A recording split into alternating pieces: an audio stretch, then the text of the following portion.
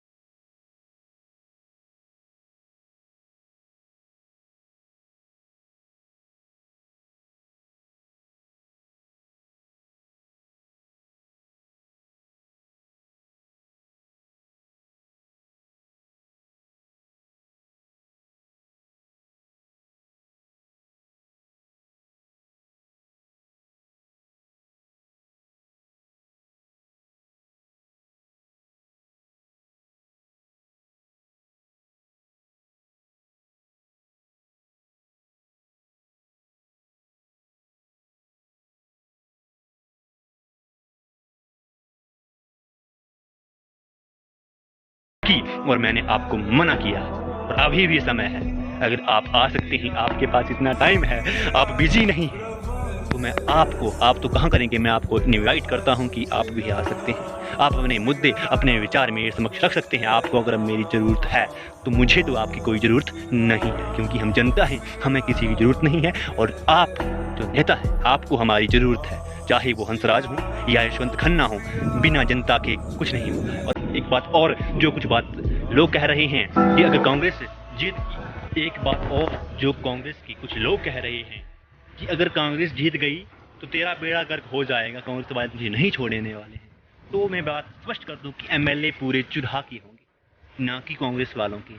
अगर जीतते हैं, यशवंत खन्ना जीतते हैं, तो वो हमारे भी एमएलए होंगे, क्योंकि वो हमारे नौकर हैं, हमारे मालिक नहीं। जो भी हंसराज भी हैं, वो जीतते हैं तो हमारे नौकर हैं, ना कि हमारे मालिक हैं। और नौकर की जगह ही होती है, और मालिक मालिक ही होता है। हमारा एक वोट आपकी दादागिरी खत्म कर सकता है।